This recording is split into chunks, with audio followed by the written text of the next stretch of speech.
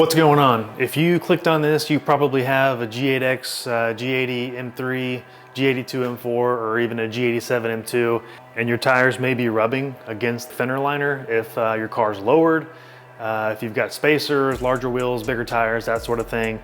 It's been an issue on this generation since it came out in 2021 on the G8X platform.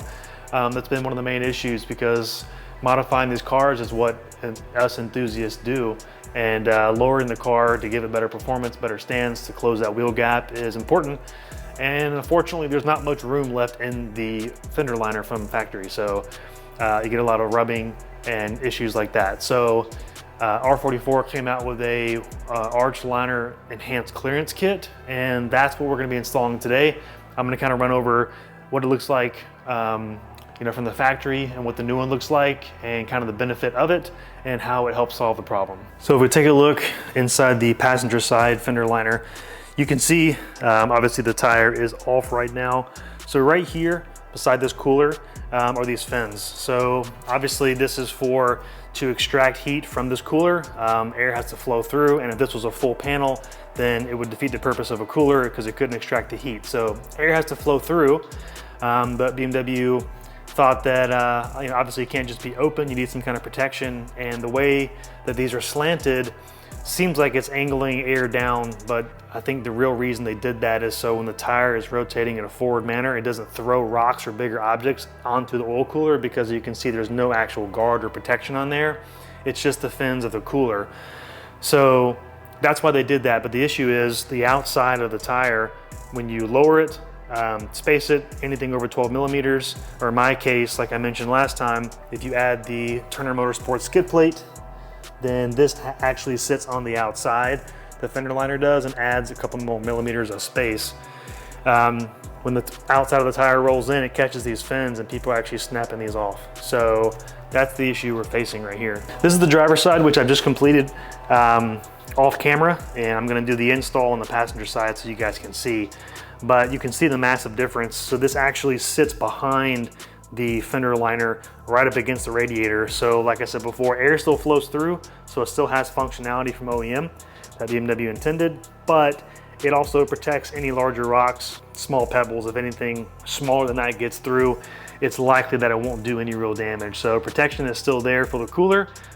Airflow can still flow through for functionality, but you have all this room, so as a tire turns, you have more room to clear versus getting caught on the fins. So this is the kit. Like I said, I've installed the driver's side off camera, and then I'm gonna install the passenger side with kind of some tips that I've learned just from installing the driver's side. So right off the bat, it's thin aluminum anodized. You can tell it's a little bent from shipping, but just a simple press of that can straighten it back out. Good build quality. I believe it is anodized black, so it does look nice, and it will serve the purpose of protecting from any larger rocks that throw from the tire up against the oil cooler. So that's nice. And of course, R44 always throws in some stickers and air fresheners, which is always cool, some swag. And then it does come with this hardware kit. So essentially 4 little bolts, 4 nuts, 4 washers. I actually am a big proponent of these rubber washers for certain things that aren't crucial, like wheel lug nuts or chassis bolts that require torque, but just for tightening something down.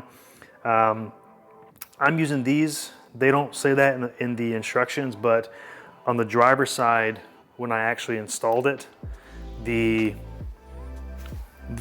up under here, because of this sharp angle, it's really almost impossible to get that washer nut up on there. And I didn't think it was necessary to have that fully tightened with that nut and washer.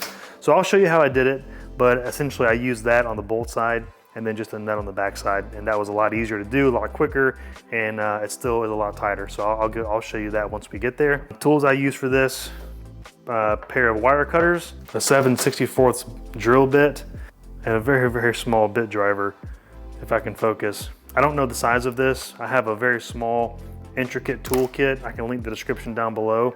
You may not have one. It's very, very small, but I happen to have the right size. But I'll link that as well, because you're gonna need that, because it is an Allen head, so you're gonna need that as well. Well, there's 13 bolts we're gonna remove. So we've got 2 right here, 3, 4, 5, 6, 7, 8, 9, 10, and then 11, 12, 13.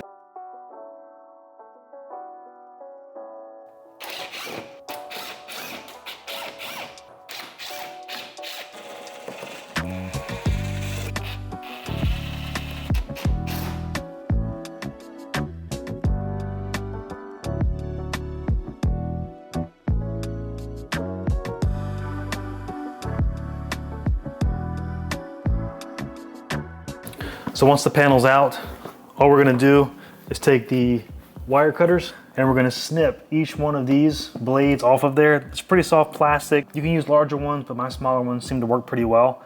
So I'm gonna snip each one of these out, and then I'm gonna show you how I clean it up to where the jagged edges aren't there anymore to make it look a little bit cleaner. And like I said, this is soft plastic. Doesn't take very much. I'm cutting as close as I can, so I have less work to do on my Dremel, which I'm gonna use to clean up the edges. But just like that, they pop off fairly easy. And then same for the other side.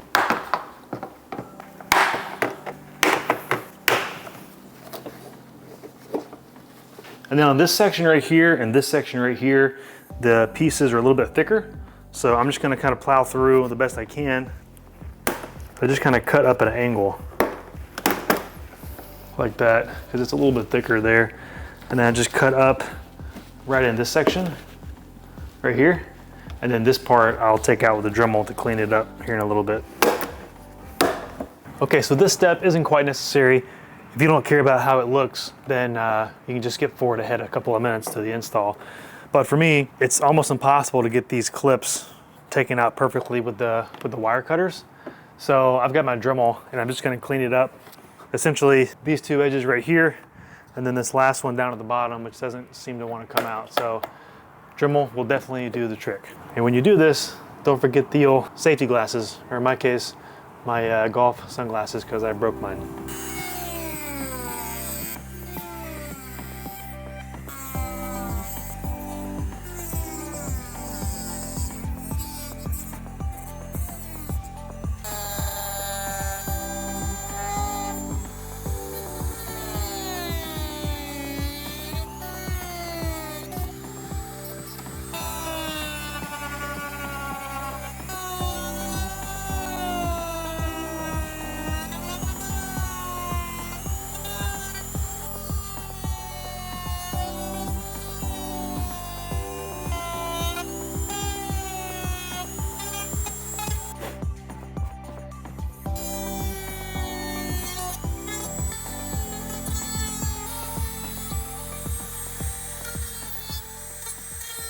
Okay, so now for the panel installation. Like I said before, if it gets shipped and it's a little bit bent, I know R44 mentioned that that may happen, which is fine. It's a thin piece of aluminum. Just gently kind of press it back in place on both sides so that it's as straight as possible. It's somewhat malleable, but just until it's as straight as possible, like so.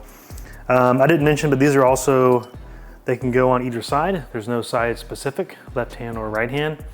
They just flip whichever way you're working on. So in this case, you can tell by the tabs, the way these tabs are kind of bent back over.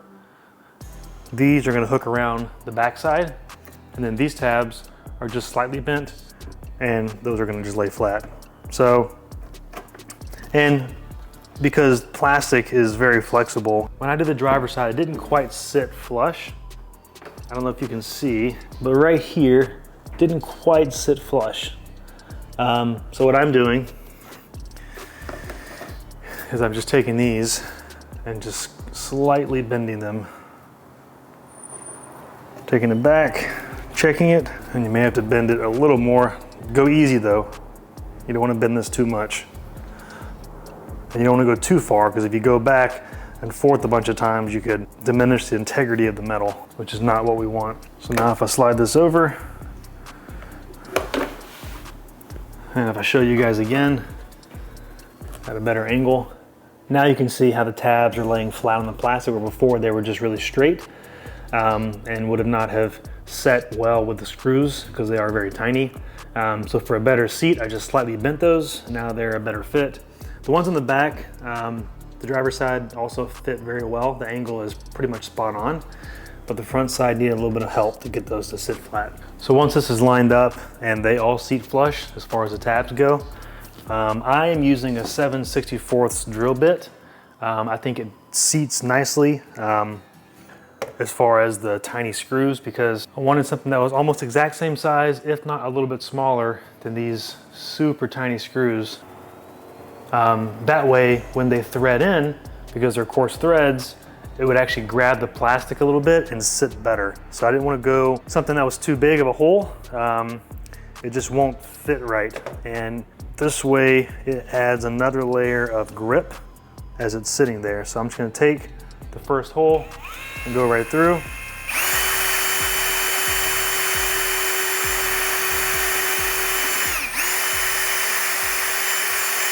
I also round it out a little, just a little bit.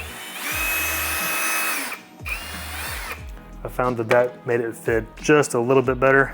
And as I mentioned before, I have these little rubber washers that I'm taking and putting them on the screw side. So as the threads seat into the plastic, this rubber washer will give it a little more of a secure, grippy seat, besides just having the small nut on the back side, keeping it in place. I think for something like this, it's gonna be a little bit more secure. When things don't have torque specs and the bolts and nuts are this tiny, it's hard sometimes to get it to where it has enough grip. So that's why I'm doing that.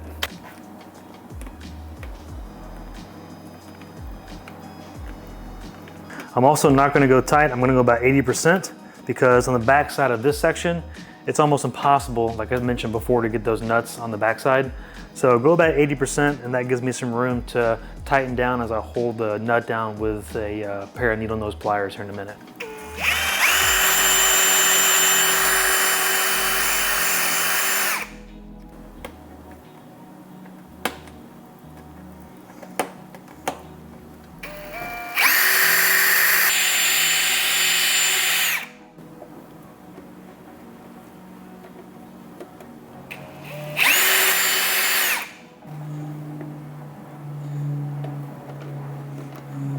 Something to note as well, on the flatter panel side, which will be the outside portion of the fender liner, when you drill your holes in the back side, these little ridges, this one has room for the nut to go around the threads.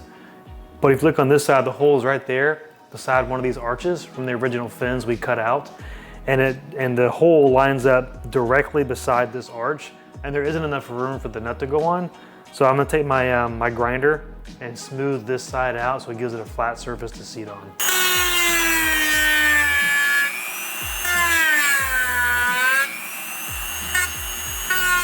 So essentially now, where that hole is, which is right here, it's now got a flat surface to seat on. So now we're taking the tiny washers and putting these on the back of the bolts, and of course these little tiny nuts as well. And again, this is on the outside portion of the fender liner, which would be the outside portion of the wheel, or the smoother section of the panel as far as the tabs go. And those go on fairly easy like so. Now what I found to be the easiest is just to take a pair of needle nose pliers. If you have a wrench or a socket that's small, it works. I just don't carry one of those because it's so small, I'm rarely ever gonna use it. But a good pair of needle nose pliers to just grip the back side of the nut, and then to take your bit and just tighten this side down until it's snug, and then do the other side. So essentially is going to serve the same purpose of what we're looking for, just like so. And this side is complete. So now for the other side, which is the slant side towards the additional brake cooler duct right here, this side is a 45-degree angle, so it's pretty steep. So what I'm doing, I mean, the bolt almost kind of connects right with the mesh right here, so it's really hard to get the nut and washer in there, and they're super tiny. So what I'm doing is I'm just taking the nut and I'm just angling it to essentially meet that 45-degree angle. and then I'm placing it up onto the threads, and then from the back side, taking my bit, tightening the bit till the threads connect, and then I'll grab my pliers again and finish tightening it. And then once it finds the threads, I can take my finger and kind of run it up on there. And then from here, grab my needle nose again, get a grip, and then tighten the back side of the bolt down, and then it'll be secure. And then do the same thing for the other side. Once that's complete, all 4 bolts are in and tightened down, the panel is in and ready to go back on the car. Okay, now putting the panel back in, just something to note, this tab right here actually sits behind the additional plastic fender liner that's in there. So instead of placing this in front, make sure this tab seats behind the other one and then tighten it through.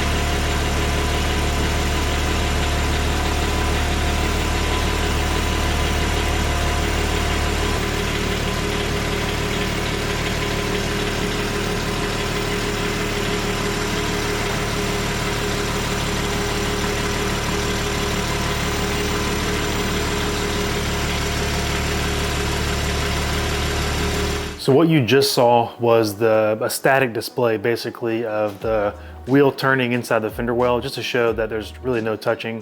This kit really eliminates the rubbing problem that I've had, and I think so many others out there have had with the new G8X cars. Super affordable, a lot less expensive than other options that are out there. There's a couple other options, but they're, you know, sub $1,000 or pretty close to it. So this being a couple $100 roughly is US dollars is a really good alternative and a super easy mod, as you guys could see. As always, I like to live with these things that I do for at least a few days so I can give honest feedback on what I think. It's been about 3 or 4 days, about 4 days since I installed this from the time of filming right now, and about 300 miles roughly. I did a rally out to the Rolex 24, or the Roar rather, before the 24. Did a rally, some spirited driving, so definitely put it to use and got back, like I said, 200-300 miles, a few days, a lot of turning, a lot of parking. So I really haven't had any issues at all, real life scenario. So far, I'm really happy with it. There's been no issues at all. So as you can see, it doesn't rub, it's affordable, simple, easy to use, and a few tools. And the tools I did use, I'll link down in the description. So if you guys want to grab those, you can. Other than that, as always, I appreciate you guys. Thank you for watching. Hope this video helps, and we'll catch you on the next one.